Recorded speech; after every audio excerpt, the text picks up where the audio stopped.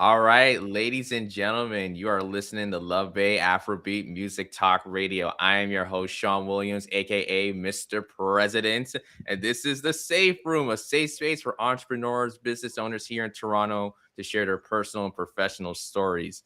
Today, I got a very special guest. I feel like there's not enough words I could use to describe this amazing individual. You can see like we're matching with the colors. That was unintentional. I promise you guys. Like I'm not that desperate to like, oh, please someone. No, no, no. It was completely unintentional. Look, listen. I had a bio that I was gonna read from this guy, but to be very honest, I've worked with him for so many times. I'm not even gonna say his bio. I'm gonna speak from the heart from this one. So let me take you guys back to last year around the summertime. I went to this amazing event, amazing event. And I remember I was sitting beside this wonderful gentleman. He's like, yo, what's your name? I'm like, I'm Sean. What's your name? Xander. He's like, yo, I'm in the finance right now. Like, I'm just trying to like bring knowledge, education, and also build back my time, really help out my community. And we chopped it up. We said, hey, let's stay in touch. Stayed in touch, stayed more in touch. We were locked in for a year. It's still going to this day. This gentleman right here is one of the fastest senior brokers in the company. He is a gentleman who is a family man. He is a man who not only serves for his community, not only for his family, but also for himself. He's a God-fearing man as well, which I truly respect. One of the hardest workers that I have ever come in the face of the earth with. He is truly someone who you want to big up. Your favorite mentor's favorite mentor, your leader's favorite leader, the one and only, ladies and gentlemen. I'm gonna need y'all to spam the chat because let me tell you something. This has been over a year in the making, and I'm so glad to have him on. And you see me, I'm glazing him. Well, guess what? You're gonna hear glazing the entire conversation because he is the man. He's the one that you want to be tapping into. So, ladies and gentlemen, without further ado, the one and only Mr. ZMD, Mr. Big Z, Mr. Xander Charles. Yes, sir. Yes, sir. Appreciate the introduction, man. Honestly, whenever you introduce me, I never know what you're gonna say. So I just sit back. I'm like, all right, let me hear what this guy has to say. So thank you for having me, bro. I'm excited. Let's do this.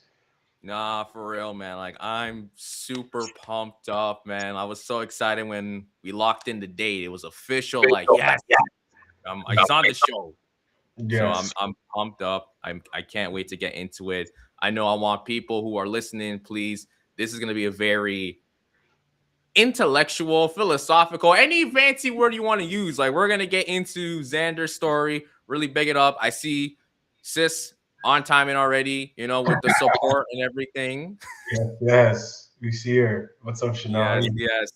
100%. I love it, man. I love it. So yeah, we're gonna get it. We're gonna get into it, man. We're gonna get right to the brass tacks of everything. We're gonna get to your story, how you've been building up a legacy for yourself, and what you're looking to do with the reputation that you're building upon yourself. Because again, you've done such amazing things, and I'm just speaking just based on the fact that we got the chance to work together. Again, like you are my mentor, so I appreciate you taking me on because I've learned a lot from you. So we're definitely going to get into all of the wonderful things. But before we do that, before we get into all the main questions, we have to start off with our main segment at the top, and that is the hot seat. Now, Xander, listen, the Let's do it. name don't let the name fool you. It's not that hot. It's very Oh, chill, actually. okay, okay. I'm like, oh my God, what are we about to do right now?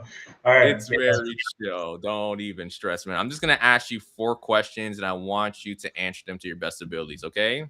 Okay, let's do it. Okay, perfect. So, question number one. So, outside the work that you do, tell me something about yourself in one sentence. Wow. I just like to chill. I think that's the best way.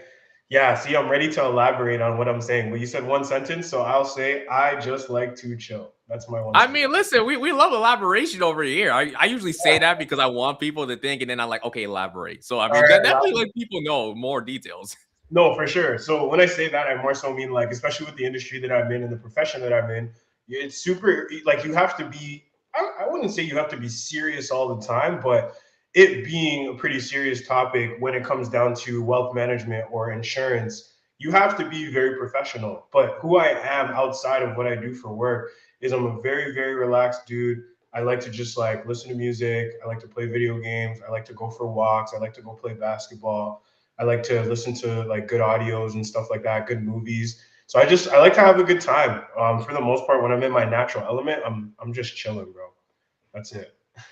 Honestly, like I would say you got an amazing palette because like you do have so much different things that you have on your spare time that still come together so well, and it allows you to have that time management, that discipline. I feel like there's so many people who don't even do like even a tenth of what you do, and their time management is like really bad. And obviously, again, I consider you a mentor because I have been learning a little bit from you just based on how you prioritize everything. I think overall it's helped me because like now, like every time I wake up, it's like, okay, like I have a plan. Like I'm not waking up thinking, all right, what's on the agenda today? Like that's not my mindset anymore. And I think that's because I've been working with folks like yourself. You've really allowed me to really pull up on my socks, like for real. And I appreciate that. And again, I'm being honest, ladies and gentlemen. This is what the safe room is. Like, it's not trying to hide our flaws or our imperfections. It's realizing that what makes us us is through the imperfections, the flaws, but also the things that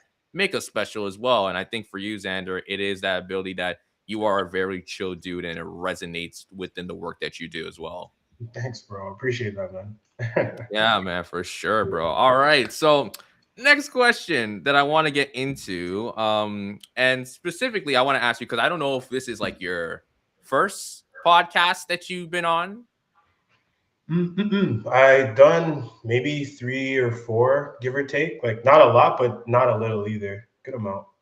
Okay, so I wanted to ask you, like, what is a podcast conversation, I guess, you would wish to redo? I asked this question last week to my previous guest, and I want to ask you again because I know for you, it's like maybe you want to do more stuff like this, but at the same time, it's like, okay, I haven't done as much, Sean, and I'm not gonna lie with you. Like, maybe there's this one conversation that I wish I could have took back. I wish I could have took back. Is there anyone that comes to mind? Yeah, I had a podcast episode. One of my first ones, I think it was with Ebony. You know Ebony, and Oh uh, yeah. and I don't remember exactly the question that she asked me, but I just remember for that specific session, I was because it was my first time. I was extremely nervous, and so like I was like overthinking the things that I was saying, and I was afraid to like sound dumb, and I don't know. I felt like I wasn't natural. So if I could, if she, I hope she hears this and sees this one day. But I actually messaged her about this the other day. I'm like, yo, we got to run it back because I'm well equipped now. I'm not who I was in the beginning. I think this was maybe 2.5 years ago. So that's definitely one conversation that I would love to do over. Um, I forgot exactly what it was called, but the Legacy Lounge. That's what it was Yeah, called. I honestly I remember too because Yeah, as of recently, she's like brought it back. So yeah, I'm super excited to see the conversations from that. Don't mind me, I'm just fixing my camera because like you I good. don't know where the glitching's coming from. Like you No, know you're me, like guys, when I'm in my element, I see things that are like driving me bonkers. Like oh boy, oh boy, man. you're good. And I see shit on the chat saying run it back, Turbo. You don't Run even listen. I guarantee she don't even know where that comes from. back. I'm just okay. I see what she's saying. I rate Chanel, man. She's such a good supporter of you. It's unreal. It's really good. Yeah, What for about you, real, man. Chanel? Shout out to Twin. Shout out to Twin, man. Okay, my next question, and I'm actually this is I'm interested because even though I've known you for a while now, I feel like this might shock me just based on your answer. So I want you to tell me an interesting fact that you rarely share about yourself. An interesting fact. I don't I don't like talking to people as much as you would think. That's an interesting fact. Coming from I can somebody cap on that one. I ain't gonna lie with you.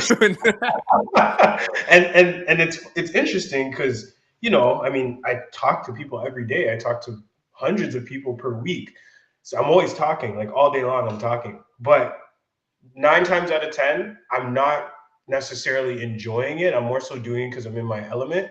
And I find enjoyment in doing it, but it's not like my first go to. Like I remember when I was living on my own, I would go days without speaking, bro. Like it would be like Friday.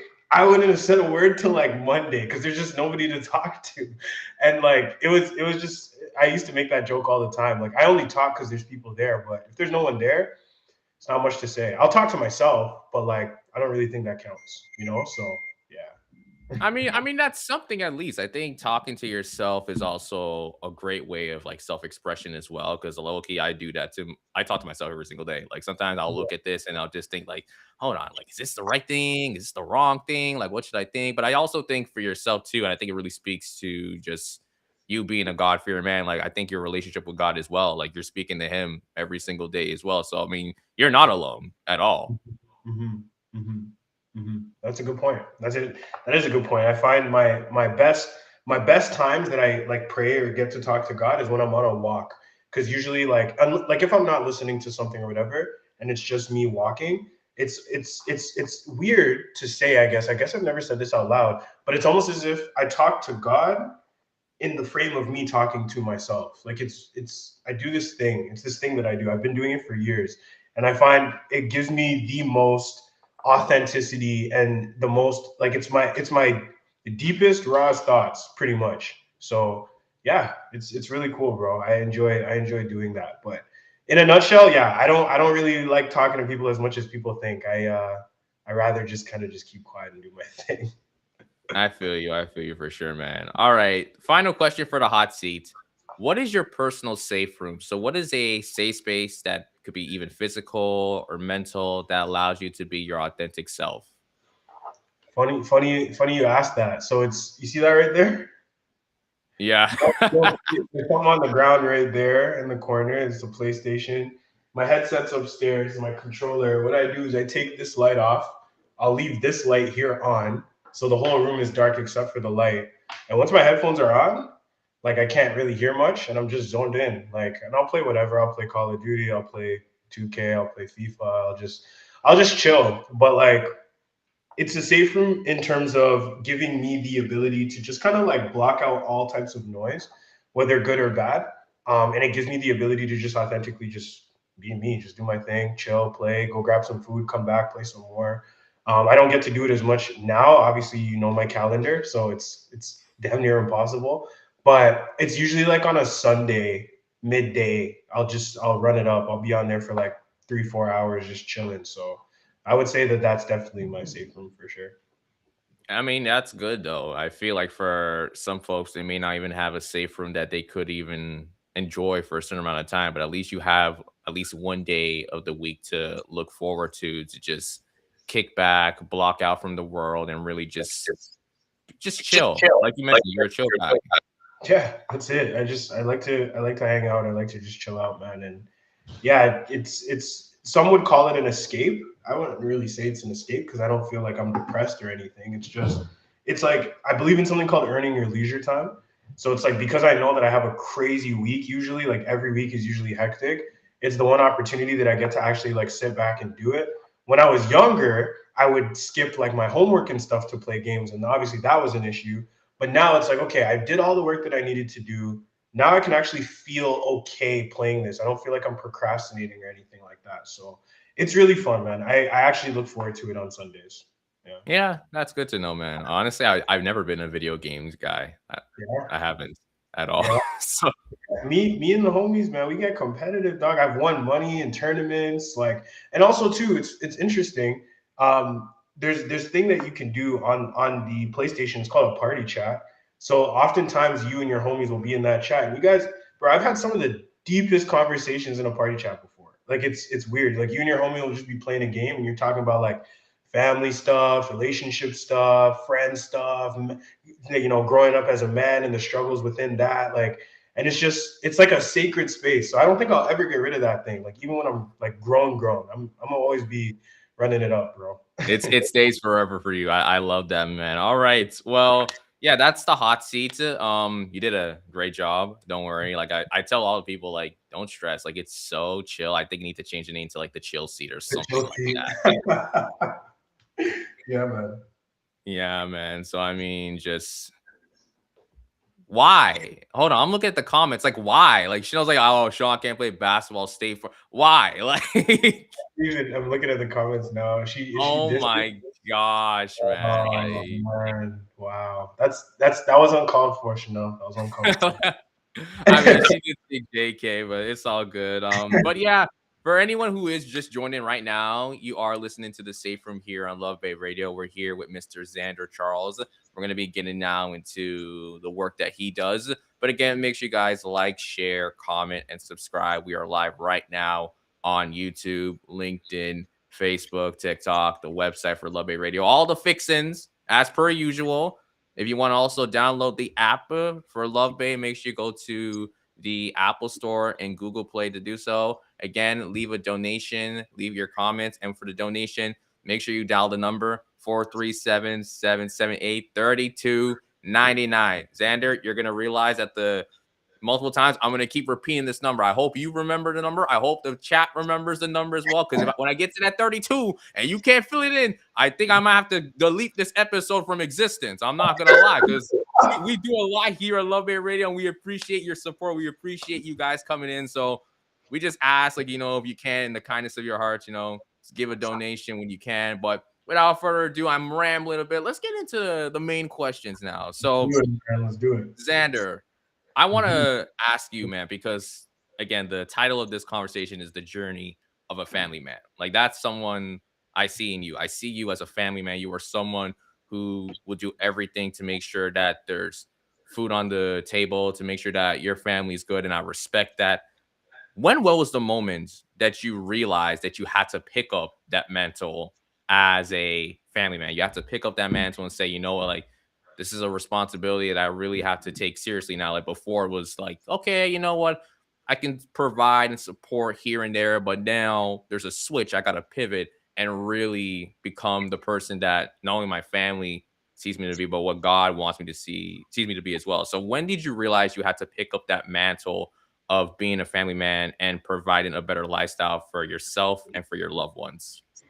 Yeah, I find that question interesting because it's a bit layered. So, I mean, when I was 10 years old, my parents divorced, and in that moment, when you're raised by like a single mother, you're thinking like at that time is when you would feel like, okay, time for me to step up, man of the house. There's no man here, et cetera, et cetera. But my mom is a very independent woman. So she almost didn't really give me that space to be like the man of the house. She's like, "Don't worry, I got it. Like you guys are good. You be kids, I got it."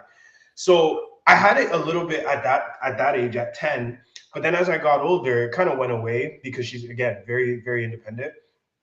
And then I decided, like, I transitioned. I started to live with my pops around 17, and then from 17 to I think it was 22, I lived with him, and then I moved out on my own. And it was when I moved out is when I realized that eventually you're gonna come to a standpoint of leading a home one day, and so this is kind of like where it starts. I don't have kids, right? I don't have a spouse yet, but you can't really wait till that happens. Like you have to do it first, and then you fall into that role. So I would say around the age of 22, when I started living on my own, I realized, wow, like I gotta shovel the snow. No one's gonna shovel the snow. I gotta, clean the dishes. No one's gonna clean the dishes. Simple stuff. I gotta get groceries because if we don't have groceries in the fridge, then no one's gonna be able to eat. And then it became, oh, well, I gotta go to work. I gotta make money because if I don't make money, I won't be able to pay for how I live. And I found out very early. So I think it matured me at the age of 22. And where a lot of my homies and stuff, they were kind of just doing their thing and partying and chilling. Not to say I didn't get to do it, but I had to like prioritize it or schedule it in because I knew that if I wasn't, taking care of my priorities, I'd lose my house.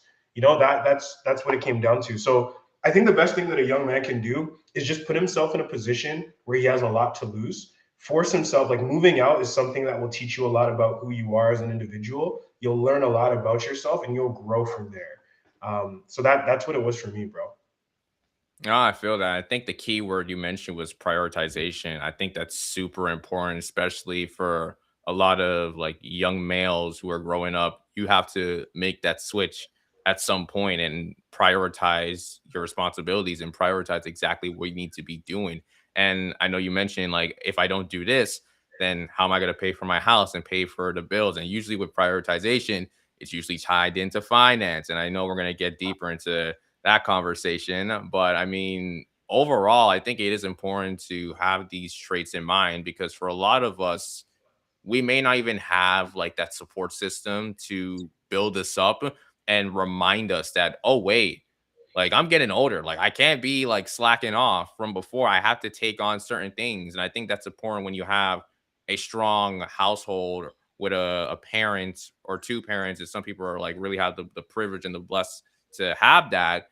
I mean, or even siblings as well. I think that's super important. That's why I'm really grateful to have the family that I have too, because it's a constant reminder of like what's my why? Like why am I doing this right now? Like, sure, it's like, okay, like the safe room, yeah, it's fun, but it's like, no, like I want to be able to make this successful where I can, pay off all the debts and everything for like my parents that they can live a happy lifestyle moving forward for as long as they're on this earth. And the same thing for my sister. I want to make sure that she's good as well. And I think for yourself, you had to go through a certain hardship and it's made you the man today. And I want to ask a follow-up question was when you had to make that switch, how did you cope with that originally? Was it something that, although your mother told you, don't worry, Xander, I got this, but then now when you take it up, it's like, okay, like I've been waiting, I'm ready. Or was it more of like a, oh, hold on. I did not expect this. This was not in the contract. Wait, hold on a minute. So, like, what was your reaction to you actually picking up that mantle, specifically of being a family man at the time? Yeah, you to be honest, you asking me these questions is like unlocking memories because I don't think about these things on an ongoing basis. So it's cool to be able to like just like tap back into that. But I'll never forget. So when I decided to leave, and I mean it's a conversation for another day. When I decided to leave my home and move out on my own, it was out of rage. There was some stuff going on at home, and I was just like, all right, like I'm out, forget it, like screw you guys, I'm gone. And I remember like through the duration of me moving, throughout the month that I was moving, I would like bit by bit bring in like furniture and buy stuff. Probably spent like 10 grand in furniture. And at the time it was pretty much my life savings. So that was one thing where I'm like, wow, like this life stuff is really real. But aside from that, I'll never forget. My whole spot was set up. I was all excited and I went to bed that night and I woke up and it was my first night, like obviously being on my own. And it was a basement apartment for context, so I heard noise upstairs. And I've lived in a basement from when I was at my original house since I was 17. So I felt like I was still in the same environment. But then as I woke up, I'm like, wait, I hear noises, but that's not my family. Like it was super weird. Like I was like, yo, I'm actually by myself. Like I'm really actually by myself. Like everything is up to me. And so it was extremely emotional for the first month because I started to stress out about like finances, like how am I going to be able to make ends meet and how am I going to do this? How am I going to do that? And it was just yeah, bro, like it was unreal. So the moment that it hit me was the like in the first 24 hours of me fully settling in, I was just like, yo, like this is life now. And you can't go back. It's just what it is, and you just figure it out from there. And so it shaped me, bro. It shaped me to the man that I am now for sure, and it built a foundation of like a lot of what I believe in and my morals, my ethics, my habits, all that stuff. So yeah. Yeah, I love that for you, man. I think it's super important to also understand that, yeah, when you're by yourself, it does hit you within the first 24 to 48 hours. It's like, wait, I'm really by myself. You take that first sleep, you lay your head on your pillow, and then you wake up, you don't hear those similar voices you grew up with your entire life up to that Yep. point. It Yep. feels it's lonely, for some people, like they may not be ready to experience that. Honestly, I'm thinking to myself, like, yo, how am I gonna feel when that happens eventually? It's a very daunting feeling, but I think it's something that allows us again to grow moving forward and really step into the potential and the change we wish to see for ourselves. So I think it's really good that we're having this conversation, especially for some folks who might be pivoting their life. And I know I mentioned the safe room is a space for business owners and entrepreneurs. I can only imagine when they have to separate from a loved one or significant other, or like with family, they've grew up their entire life and now they're going a different journey.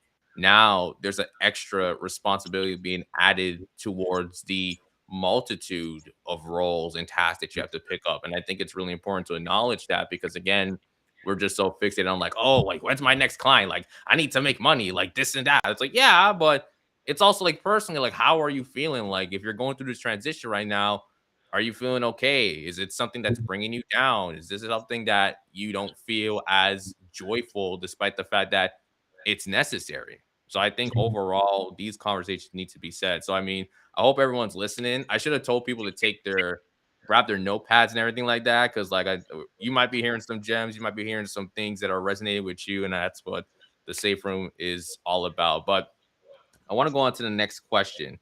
And this ties into the work you're doing right now. I want to leave it to you to let people know exactly what you do, because, I feel like the way you introduced yourself to me was perfect when we first met. So I want the people to get to know Xander in terms of like, hey, what does he do professionally? Yeah, to be honest, I don't even know what I said to you. I'm happy. I'm happy that it resonated with you, but I genuinely don't even remember what I said. But yes, I'm building a brokerage, a financial services agency, and we specialize in wealth management as well as insurance.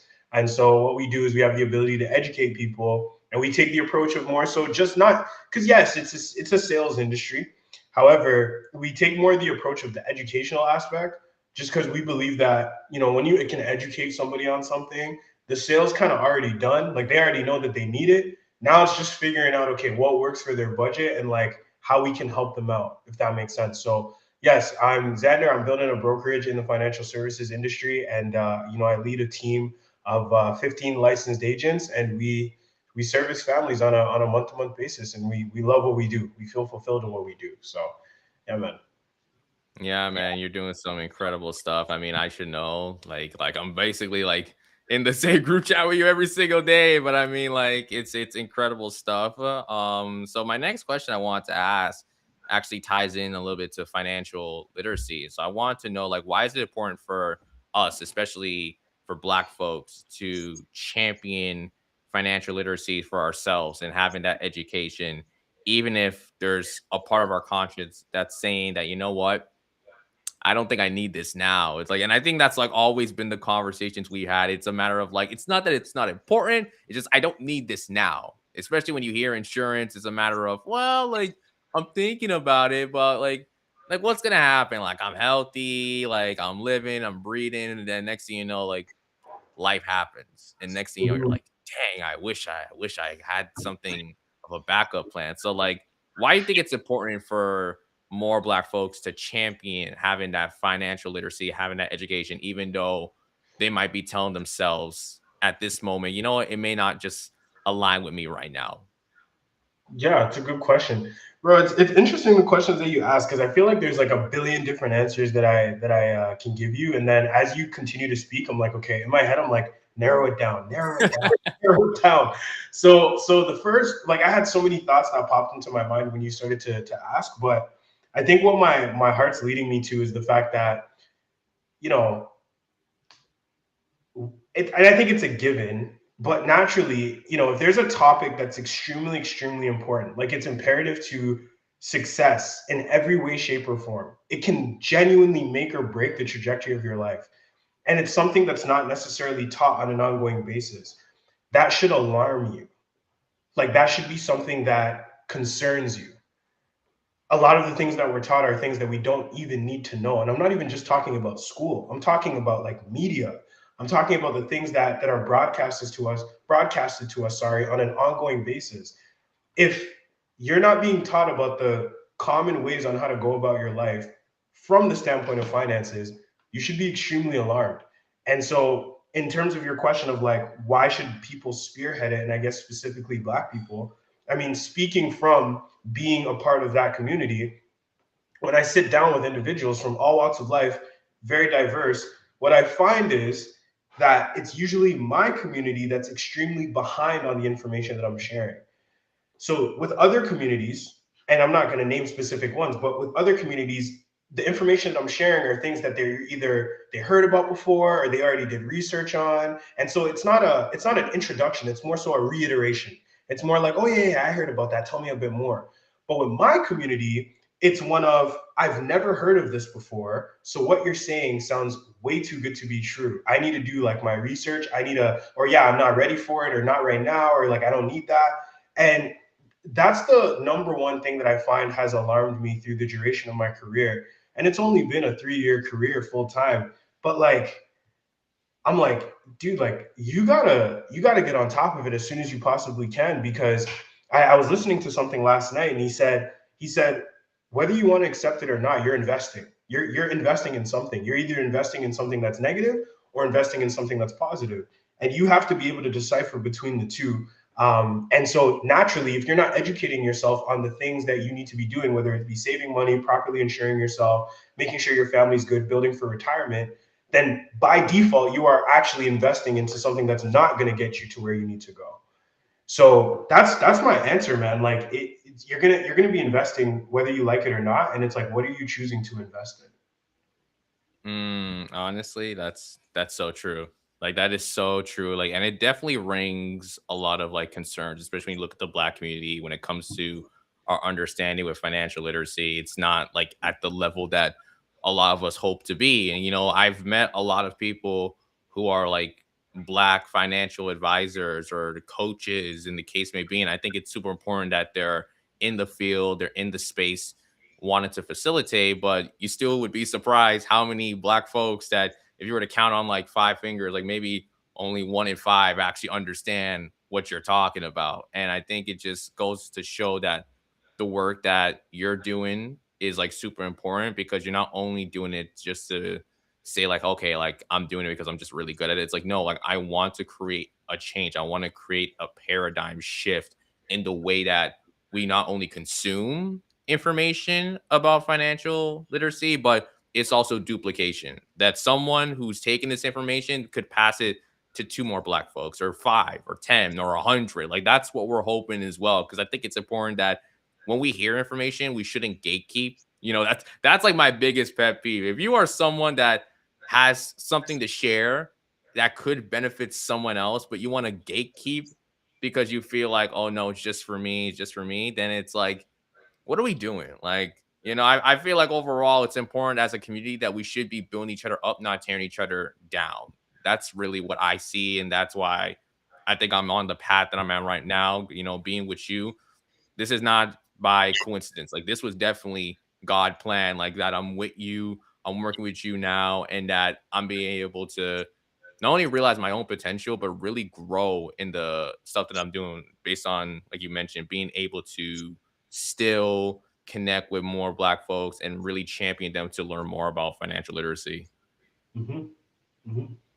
Mm-hmm. I agree, man. I agree. I think it's super important, and I think on top of what you're saying, like as you're speaking, I'm thinking, like just because I'm in the industry, it doesn't mean that I know everything either. Like I'm learning as I go as well too. Things change.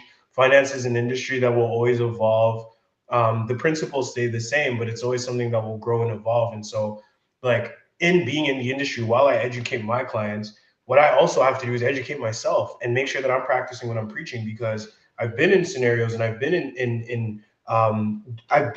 in times where I've said something to somebody full transparency and I wasn't taking advantage of it for myself in the past. And you feel that imposter syndrome. You feel like, oh my gosh, like I'm not doing what I'm telling people to do. God forbid somebody asks me to see my portfolio, or God forbid somebody asks me to see, hey Z, what are you doing? And I don't know, I don't have anything to show for it, right? So I think it's important to not only be in the space and educate other people, but you want to make sure that you're educating yourself and you're taking advantage of the things you're speaking on. And then you want to be able to show people, hey, here's how this worked for me, and here's how it'll work for you as well too. So yeah. Yeah, Yeah, 100%. 100%. So So I do want to get into the next part, and the next question being that how have you given back to people, in terms of helping them to establish more secure futures for themselves and for the loved ones, but also staying focused, with your faith in God? Because I see it. Like, guys, if you sat down and listened to like a Xander speech, bro, feels like a sermon every single day. Like I'm telling you, he's just dropping gospel. Oh my gosh, like I mean it. This is not no hyperbole or like I'm telling you, like there are gems being dropped. So I want to know just how are you able to have that duality of giving people the right knowledge and the right information that it allows them to put their future first, whether it's helping them with, a product or a policy or just giving them a tidbit of information. And how do you have that mixed in with the fact that your religion and your faith with God is like so strong that there's such a tight bond? Mm. That's an interesting question. I won't even, to be honest, I won't even count it for when it comes down to me sitting with a client because technically, I would get paid for making that sale. So I wouldn't consider that necessarily giving back. I think giving back would come from a standpoint of doing things that maybe you don't pay for, or sorry, get paid for, where it's just like you're now just volunteering your time because it's just something that you enjoy doing. So one of the examples that I can use is I have a very, very, very tight relationship with my old hospitality teacher from high school. And he was the guy that, like, in school, I hated him because he was very transparent, very direct. I remember one time I was sitting beside my homie, and he's like, "You guys aren't going to be friends in 10 years." And I'm like, "What? Like, how can you say something like that?" He was just that type of like realist type of dude. And he'd be like, "Oh, if you don't like what I have to say, then leave my class." Like he was just like that. And then I became an adult, obviously, and I started to see why he was the way that he was, and it's more so it's just life's not easy kind of thing. And so he has classes still to this day. He's still a teacher, and so he'll call me and be like, "Yo, come chop it over my class for like 3 hours." Like, I'm like, okay, cool. I've never asked him for a dollar. I don't care for it. Like, it's just like I just want to give back. He's poured into me, I want to pour back into him. And his class, I find, gets a lot of value from the things that I share with them. And I'm in contact with them, and they're like, "Hey, what should I invest in? Where should I put my money?" This. They just want my advice, because I just go in and I drop knowledge. So that's how I'm able to just give back, from a standpoint of knowledge and education, and just making them feel like they're making confident moves with that. Bridging that gap between transitioning from like a very young teenager into that adulthood because they don't really get properly equipped. There's no class on how to be an adult, which maybe me and Sean got to come together and create a course or something to make that happen. But that's that aspect. And then in terms of the faith, um, I mean, yeah, I said it the other day, like, faith is the substance of things hoped for and the evidence of things not seen. So, I mean, 9 times out of 10 with entrepreneurship, you can't really see the success that you so destined for, that you so sorry thrive for, is what I should say.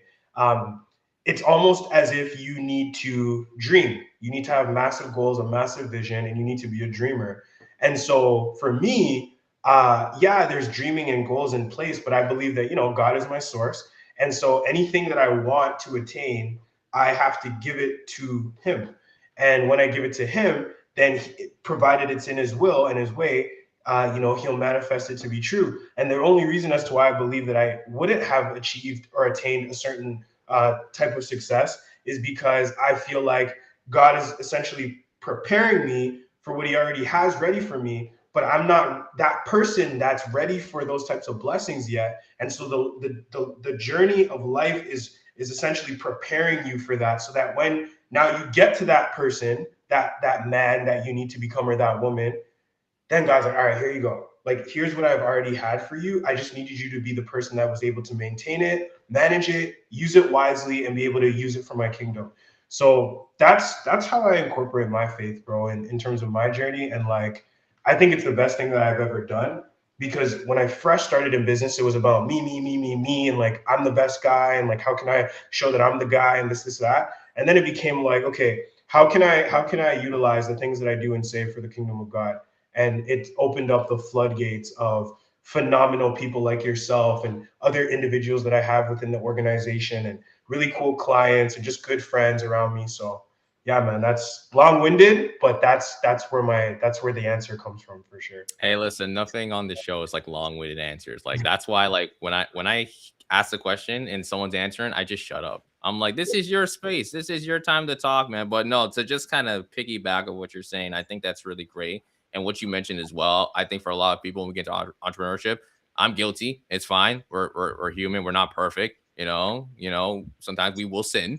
But when we get into entrepreneurship, we're like, how can I get a bag? Like, how can I get paid? How can I get this money on? That's just how the case may be. But I think Yeah. it really takes someone to really understand that the best part and the best experience with entrepreneurship is when you do have that connection with God at the end of the day. Like everything you're doing it for him.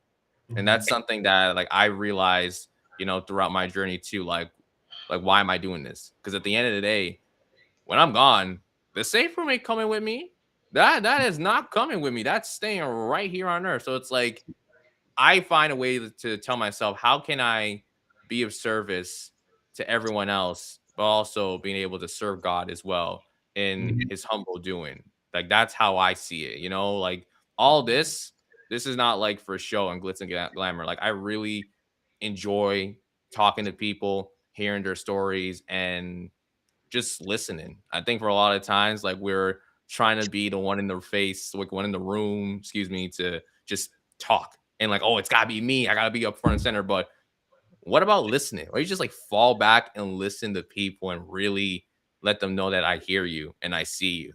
Like that's something that I do like every single day, just try to be a listener. And then when God gives me the position to speak, then I speak. That's how I see it. And that's what's allowed me to build the platform based on, you know, what I've been able to do, what he's been able to give me. That's how I see it. So I know like this kind of feels like a Sunday service, low key. Like we're getting like so like so detailed with it, man. It's true, man. It's real though. It's real life. I can talk about. I had a friend. She got baptized earlier this year, and then we were talking, and she was just sharing some stuff with me, and I was like, "Yo, like I could talk about this stuff for hours. Like if you want to go, we can go. Like we can really talk about this for real." Because I feel like, yeah, man, it's just it's if you know, if you know the life that we live on earth is only temporary. We're living for a greater cause, and I believe we have the ability to share that message. Not saying you got to be like extremely intense and one of those annoying people that are just like always talking about it, and you push people away. But when you get the opportunity to broadcast your message, I genuinely believe that you should pay homage to your creator, whoever your creator may be, and then operate in that orbit. So yeah, man.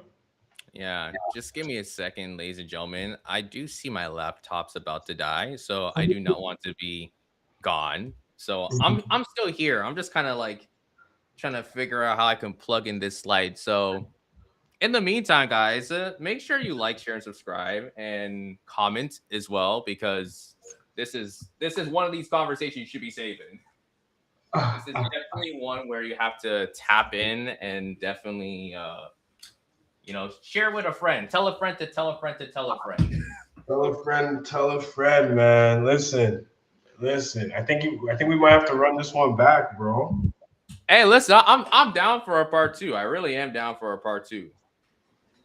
Let Every me time see. I say run it, every time I say run it back, Chanel's comment comes up and says run it back, Turbo. That's No, crazy. I I'm think not gonna lie. That might be TYB doing that in the background because he's the one's controlling the comments. So I mean, he knows what he's doing. He knows what he's doing.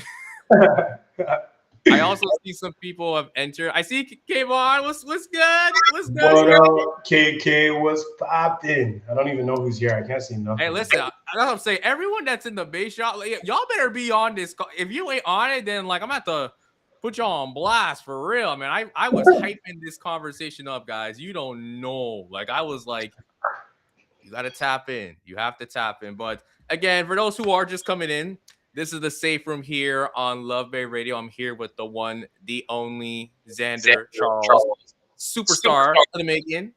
Superstar already, if you may say. All right. We've had a incredible conversation so far. I do have one more question. I want to get a little bit of a role play exercise, which is honestly going to be very fitting based on just like what we do All right, specifically. But for good luck. those who are just tuning in again, make sure you like, share, comment, subscribe to Love Bay here on YouTube. We're live on YouTube right now, TikTok, Facebook, LinkedIn, all the fixins, the website as well. If you want to download, go to the Apple Store, Google Play as well. Make sure you guys give a donation. Y'all know what I'm about to say right now, okay? Y'all know the number. For those there who have been watching this show from time, I should repeat it. Okay, make sure you give a donation. Make sure you give the number so you can contribute in any way possible. Again, the number 437-778-32. I hear dead silence. What's going on, guys? Come on. What's going on? Xander, I thought you would remember the number, man. 32.99, 32.99. Yes. Yes. 32.99. There you go. Oh boy. Okay, we're gonna have to do this one more time at the end. Yes, yes, yeah. I'll get it next time. I promise. Hey, it's all good. It's all good. It's all good. But again, you guys, if you want to leave your comments, your questions, please do so. But I want to get into my next question, Xander. So, how can someone learn to invest in a livelihood of financial literacy and insurability no matter when they start? Because I think, to continue what I mentioned before, there are some people who may want to say, you know what, I'm ready to take this serious. Maybe I need to have a backup plan. So if things go south, if things go left, then at least I know I have this in place. But how can someone learn to get into something like that? Because obviously it may not be something that most people want to dive into. I've actually had the chance to, be in a lot of spaces recently with different companies that work in insurance. And a lot of times they're saying the same thing. Please sign up or like go for our job postings because no one wants to be in our space. Like there's so many people that's like, oh, insurance, ew. That's not me. That's not me. So I mean, it is definitely something that's more selective depending on the person. So how would you say someone can get into, learning more about financial literacy, insurability, no matter when or how they start? Yeah. I mean, I think like it goes back to anything and any industry that you find that you would want to know about. You have to find a professional. You have to find a professional, but then you also have to find a professional that you trust. Um, we're in a day and age where we're in a consumer society. So if you open up your phone or if you open up your laptop or you turn on the news, you will see information just being thrown at you day in day out, information just thrown at you, and you have to, first of all, you have to identify the source of the information. So like, because we're in the society now where everybody has a voice, which is, there's pros and cons to it. I think it's very good, but it's also terrible. Everyone has a voice, which means everyone has an opinion. And, if it's an opinion, doesn't mean that it's a fact. So you have to go to an individual that's a pro. So when I say a pro, I mean somebody that has years of experience, right? For the majority of the time, hopefully they're licensed in that industry. They don't always have to specifically be licensed, but you want to make sure if they can get a license in their industry, you want to make sure that they're licensed as well too. And you want to be able to build that sense of trust with them as well. What does that look like? I mean, it's simple. We live, as I said, in a society where you can reach out to any single person at any given time, and you see somebody that maybe you resonate with their information and reach out to them. Maybe ask to take them out to coffee or buy them lunch or just pick their brain a bit. Because the majority of the people, like you were talking about before, Sean, like gatekeeping is only for people that I feel are very scarce in their mind. It's usually people that um, are very open with the information that they have to share. Those are usually the successful people because they don't got nothing to hide. They're like, bro, Sean, if you do well, like that's not gonna make or break anything that has to do with me. So I'm more than happy to share these gems with you. And then also too, you want to identify if this is an individual that only wants, like they're only willing to give you advice if you're paying for the service, then odds are they're probably not giving you the advice that you should hear. Somebody should be willing to give you advice whether you're able to afford the service or not. And I think that's a very, very key indicator on if you should be getting information from that specific source. But to answer your question, because you know me, I like to go on tangents. You want to find a pro, hopefully somebody that's licensed with a lot of experience, and you want to pick their brain in any way, shape, or form that you possibly can.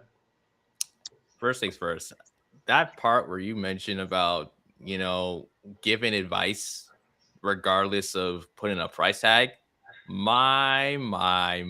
I feel like that was like a shot right there. That was like he took like the shotgun, just loaded it up, and I know that's gonna hit different. No, because listen, if I had like $1 for every time, it's like, man, I'm just trying to like get some information from someone. Like, I'm not trying to like I get it. I respect people's time. I 100 respect people's time and their value.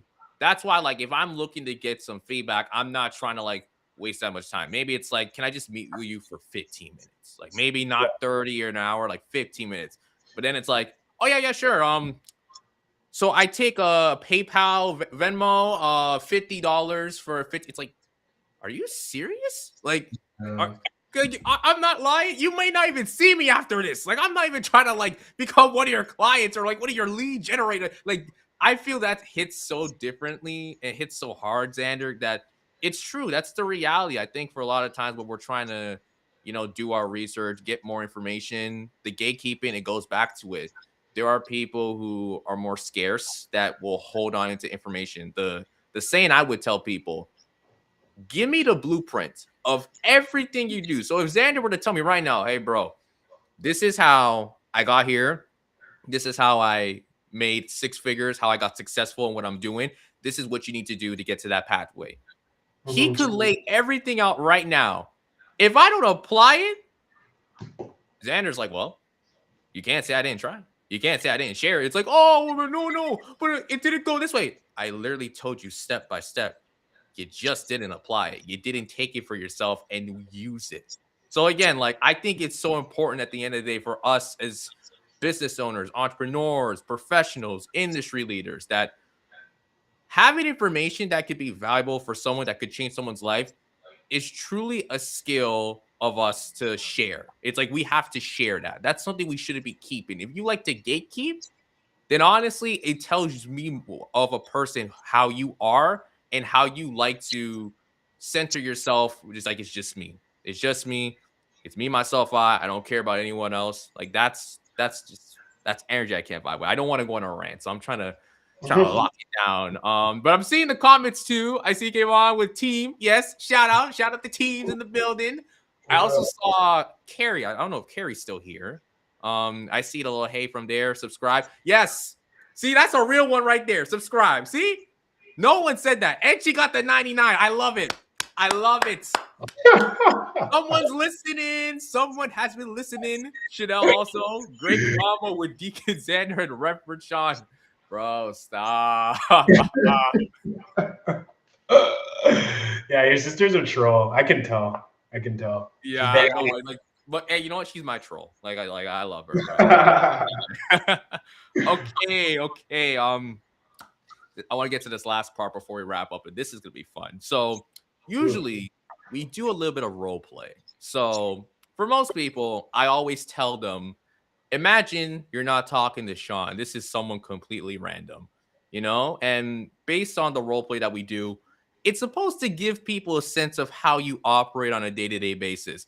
So, like I said, this is very special because what we do, what you do, is like you talk to people, Xander. You talk to people every single day because you're sharing a little bit more about the work that you're doing, how you're trying to provide education, but also, build a team, recruit, duplication. So I feel like this is very fitting. We're gonna do a little bit of a client call right now, okay? So I'm like, let's just say we met, somehow, some way, and you're trying to like convince me like of the stuff that you're doing. Let's say I'm like super skeptical. It's just like, bro, I don't know, man. I don't know if I can do this. Like I'm putting you on the spot. I'm putting you in your elements, okay?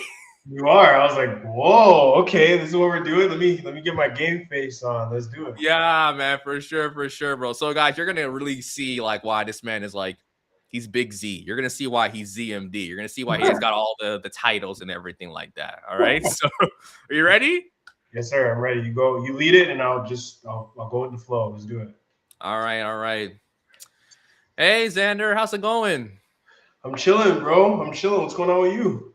I'm doing good, man. I'm just vibing, just kind of taking things easy right now. I mean, work is just so stressful. Like I can't imagine how many times I have to go into the office and just do something that I'm not really happy with.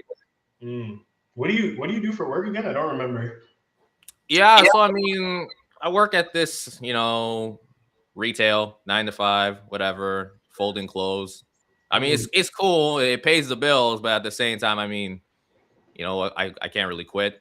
Like, what's my backup plan really? So Yeah, I hear you. And you never thought of like why can't you quit? You never thought of like applying somewhere else, or you never thought of putting yourself in a position where you get something better for yourself? Like I'm just curious as to like why it's not working for you. I mean, like, I feel like I could quit. Like, I'm not someone who's like very reckless with my decisions. Like, for example, I have been like taking parts of my paycheck and like putting it to like save and like, have a little bit of a emergency fund. But it's just, I don't know. Like, I feel like if I quit, like, how am I gonna like buy back my time? Because I like to stay busy. I want to work in an environment where like I can just expand on my own thing. I kind of see myself being more independent and rather just being in a corporate system with a bunch of people that I just don't like, That's just kind of like my mindset. I hear you. So then I guess like so I'm curious, what is it that you like to do? Like what's your what would you say are your top three things that you just enjoy doing? Doesn't have to be work related, just maybe a passion, Yeah. something that I you mean, honestly, I like to just go out and meet new people every single day. I love sports. Like I'm a very competitive guy. If we're talking baseball, like I'm your guy. I'm like a baseball savant in a way. And I also like to, this is a might be a little bit weird, but I also like to like write scripts. I like to, kind of get in my creative bag and everything like that. So those are like some of the hobbies I do, I guess. Okay, that's fair. Do you watch ball? Yeah, yeah, I do watch ball. Okay, that's cool. So like for me specifically, like I'm pretty sure you know I've been with my brokerage for the last give or take 3 years. And you know, I've been able to do some pretty phenomenal things. But I think the one thing that worked for me is just feeling a sense of fulfillment with people. And just, you know, I've been at different positions where I've had the ability to make money, but like making money by servicing people, it's just there's a different feeling. Like you feel fulfilled in the process. So I can't make any promises to you, bro. I can't make any guarantees. Again, I don't even know if what I do is for you specifically. You said you like basketball. I'm thinking we can maybe go to a bar, catch the game tomorrow. I heard the Raptors are playing. I would say let's chop it up a little bit more. I want to get to know you a bit more and just get an understanding of what you're up to because maybe there's an opening at my firm for you if you're looking for something new. But again, I can't make any promises, bro. If you're down for that, what do you think? Like, what time do you think works best for you to get together tomorrow? I think the game I starts at 8, so if you want, we can get together at like 7, I 7:30. mean, I just like you mentioned firm, like where do you work exactly? So I work for a brokerage. It's called World Financial Group. I'm not sure if you really heard of us before. Oh, you know what? A friend of mine was telling me about that. Look, bro, I heard some skeptical thing. I'm not gonna lie, bro. Like I don't want to like judge you, but like the guy I was like told was like he didn't have a good experience, man. Really? What? So I'm curious to know what specifically he told you, or what the like. What's the experience that he maybe had? Like he just said that he got in there. He was trying to like I don't know get some license or whatever what that meant, and just never worked out for him. I feel like the people that he was connected with was just kind of, not really there for him personally. Like they just didn't really care or like try to support him. So I mean, like, I don't know. Like I just feel like I don't want to like fall into that trap again for myself. Okay, that's fair. And so you'd say you're someone. And by the way, like it's unfortunately your boy had to go through something like that. I mean, I can't obviously speak to what transpired. I'm not aware, but so you'd say you're someone that values the importance of support. Like support is something that makes or breaks, you know, just your decision on you deciding to do things. I mean, yeah, like listen, I know I can do the work. I'm very committed to what I do. And overall, I mean, I just want people to like support me. Like if I'm going through something, I just need to push through. Like it'd be nice to have a strong support system. Okay, that makes sense. So what it sounds like to me is it wasn't necessarily about your boy and the negative experience he had. It was more so you just want to ensure that your situation is different, you get support, and like there's people there that you can essentially lean on. Am I correct in saying that? Am I off? Like what would you say? You, you know what? Now that you said it, yeah, kind of that's accurate. Okay, that's fair. Look, I can't speak for how others run their business. I can speak for how I run mine. And as I told you, like I can't make promises specifically. I genuinely, whether you decide you want to join me or not in business, like let's throw that out the window. I just want to link up tomorrow, grab some food on me. Let's watch the game. Let's chop it up. If it's a fit and it makes sense, we can obviously talk more about it. If not, bro, at least we can just build a stronger connection, a stronger relationship, and then we can just take it from there. How does that sound for you? You know You know what? what? I'm down I'm for down it. for Yeah. it. Yeah. Okay. Cool. So I will see you tomorrow at uh, the keg, and we'll go from there. Yeah, no problem. But yeah, man, that's like ideally how I would handle a situation of somebody that isn't too keen on what's going on. I mean, if they had a negative experience, I think the worst thing that you can do is try to force yourself onto them. But you just got to show them that you're a bit different. And what makes you different? Well, I'm willing to link up with you whether you want to get started with me in business or not. So Yeah, I appreciate that. We're over time, so I apologize to whoever has to come on afterwards. Like this was, I had to kind of go through everything because this is literally what we do on a daily basis. You have to get the whole shebang. But I appreciate everyone for listening to the safe room this week. Thank you, Xander, for coming on. I'm glad that we were able to finally get this through. Just quickly tell the people where they can find you on social media. social media, Instagram at Charles Collective, on TikTok. I don't even remember my TikTok name. I think it's the real Xander. And on Facebook, it's Alexander Charles. That's my name. And yeah, that's pretty much where you can find me. And I hope we can connect sometime soon. And yeah, bro. Do you want? Yo, I know we're over time. Can we take like a quick selfie, real quick? Am I allowed to do that? Are we? Are we? Are we, TYB, are we good? Are we are good we for good? time? I'm Real so quick, real quick. sorry. UIB, don't hate me, bro. Don't hate me, dog. All right, quick, before he answers. Ready? All right. Jeez. All right. Here we go. All right. Later. All right. TYB, Perfect. don't kill me, please. All All right. right. Let's head out. You Let's said head you out. said 5 minutes. Hold on. We're still on. I don't want you to leave before I can do my closing, man. Oh, we got 5 minutes. Let's do it. We still got a couple more minutes. I Yeah. mean, I don't want to abuse it though. Like again, like I'm so kind of like, nah, listen, like if they need to, but like again, I do appreciate you for coming on, Xander. I do appreciate TYB for the extra 5 minutes, and I appreciate everyone for listening to this conversation. Like I mentioned, this has been almost a year in the making, having this conversation. So I'm glad we were able to get it done. Honestly, like I'm trying to collect Infinity Stones in the base shop. I'm trying to see how many people I could get on like on this show. Like we've had Christina, we have you. Spoiler alert, we got Taj. He's an amazing individual as well. I saw Kaval was in the chat. I don't know if she's trying to come on too. Like, let me know. Let me know, man. Yeah, you got some. We got some pretty solid people that can get on this show, man. So yeah, I'm a co-sign them. I'm a co-sign them for sure. I mean, before we do wrap, I do appreciate you bringing me on, bro. I mean, like I tell you this all the time, and I'll say it publicly. There's not many people that I've met that have that genuine, just like kindness about them. Where anytime you're always like the light of the room or like the center of attention, and not because you try to be the center, but more so just because of the type of person that you are. I really do appreciate you, man. It's a pleasure to be in business with you. But just to call you a friend and a brother, I think it's phenomenal. And people like you make me better. People like you hold me accountable. And I'm seeing your sister's comments. I'm trying not to be distracted, but I just wanted to let you know in public that I do appreciate you and everything that you do in every capacity, dog. And like, yeah, bro, you're destined for greatness. You have some phenomenal things that are going on with you, and like, it's a pleasure to just be able to witness it, be a part of it, and endorse it and co-sign it and all that good stuff. So just keep doing what you're doing, man. It's a slow grind, but it's guaranteed to get you to the promised land. So I'm excited to see what's going to transpire with you in the near future for sure.